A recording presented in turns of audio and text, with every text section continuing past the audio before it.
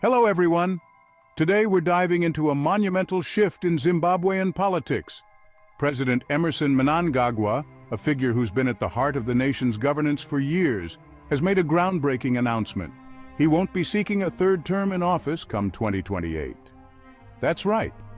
After years of political maneuvers and leadership that has seen various degrees of controversy and change, Mnangagwa has decided to step down, paving the way for new leadership. This decision marks a significant turning point for Zimbabwe, a country with a rich history and complex political landscape. Now, the big question on everyone's mind is, who will take up the mantle? The spotlight turns to two prominent figures, Vice President Constantino Chiwenga and former Minister Mutsvangwa. Both are seasoned politicians with their own visions for the future of Zimbabwe. Let's start with Constantino Chiwenga. Known for his role in the 2017 military intervention that ended Robert Mugabe's long reign, Chiwenga is a formidable figure in Zimbabwean politics. His military background and decisive approach to leadership make him a strong candidate. But what kind of policies can we expect from him?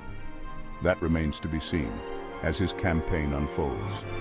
On the other side, we have Mutsvangwa, a respected politician and wife of the influential Christopher Mutsvangwa.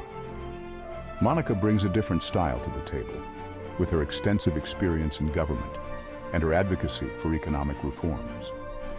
Her progressive stance on several issues could appeal to those looking for a change in the traditional political narrative.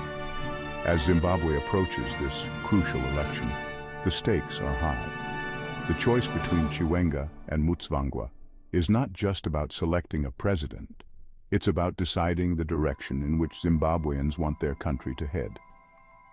Will it be a path of continuity under the shadow of Mnangagwa's policies, or a new trajectory aiming for reform and innovation?